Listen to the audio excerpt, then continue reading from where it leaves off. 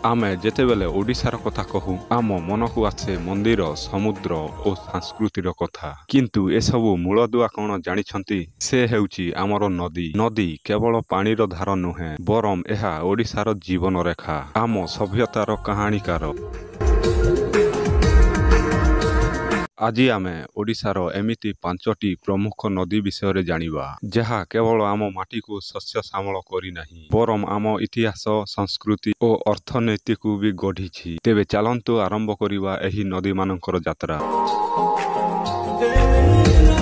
आम लिस्ट रो प्रथम ना हेउची महानदी ना रुही जना पडुची एहा केते महान छत्तीसगढ़ सी हावा पर्वतमाला बाहरी एही नदी ओडिशा रे प्रवेश करिबा परे ओडिशा रे पालटी जाए गंगा एहारी उपरे तोला हेइची दीर्घतम माटीबंध हीराकुद डैम जहा केवल विद्युत उत्पादन करे नाही बरम लक्ष लक्ष चाषी मानक पही एहा वरदान सदृश कटक और संबलपुर भली ऐतिहासिक सहर एहारी कूलरे गढ़ी उठिछि प्रसिद्ध वाली यात्रा मध्य एही नदी कूलरे हुए शेषरे बंगोपसागर रे एहा मिसिबा पूर्वरु एक विशाल त्रिकोण भूमि सृष्टि करे महानदी सतरे ओडिशार तेबे आसंतु द्वितीय प्रमुख नदी ब्राह्मणी विषय जानिबा राउरकेलार वेदव्यास ठारे शंख और कोयल नदीर मिलनरु सृष्टि होइछि एई नदी ब्राह्मणी को ओडिशार शिल्पांचलर जीवन रेखा कुहा जाए राउरकेला इस्पात कारखाना ठारू आरंभ करी तालचेर और अनुगुर बड़ बड़ शिल्पा संस्था एही नदी उपरे निर्भर एही नदी केवल शिल्प को पानी जोगाए नाही बरम एहा बही जाही विश्व प्रसिद्ध भितरकनिका अभया अरण्य रे एक सुंदर परिवेश सृष्टि करिछि जेउठी लुणी पानी कुंभीर और माग्रोव जंगल देखिबाकू मिले। आमर तृतीय नदी हेउछि पवित्र बैतरणी केन्दुझर गोनासिकारु बाहरी थिबा एही नदी को गुप्त गंगा बोली मध्य कुहा जाए हिंदू धर्म रे एहार बहुत महत्व रहिछि विश्वास करा जाए जे एही नदी रे स्नान कले सबु पापर मुक्ति मिले जाजपुर सहर एहा कूलरे अवस्थित जहा एक प्रमुख शक्तिपीठ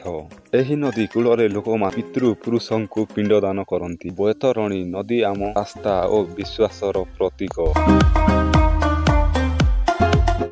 आम चतुर्थ नदी हेउची सुवर्ण रेखा एहार अर्थ हेउची सुनार रेखा झारखंड रु बाहरी एहा पश्चिम बंग देई ओडिशार उत्तर भाग रे प्रवेश करे पुराना काल रे ही नदीर बालीरु सुना कणिका मिलुथिला बोली कुहा जाए आउ सेति पई एहार नाम सुवर्ण रेखा एहा ओडिशार बालेश्वर मयूरभंज जिला पई बहुत गुरुत्वपूर्ण एही नदीर जल उत्तर ओडिशार कृषि क्षेत्र को जीवन देइथाए एहार सौंदर्य और ऐतिहासिक वास्तव रे अनन्य।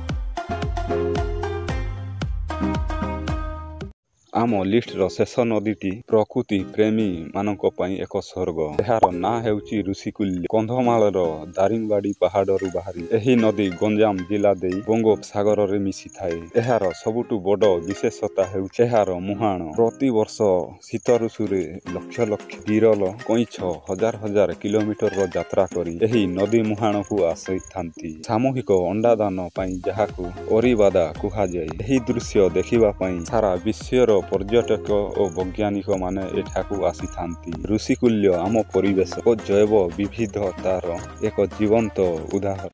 तेबे बंधुगण एथिला ओडिशार सही 5टी प्रमुख नदी रो कहानी महानदी ब्राह्मणी बैतरणी सुवर्ण रेखा और ऋषिकुल्य प्रत्येकंकर एक स्वतंत्र परिचय अछि एही नदी गुडिक आम ऐतिह्य आमर गर्व एमानंकु सुरक्षित और प्रदूषण मुक्ति रखिबा आम समस्तंकर दायित्व आपणकर अंचल रे केउ नदी बही जाउछि आमको कमेंट बॉक्स रे निश्चय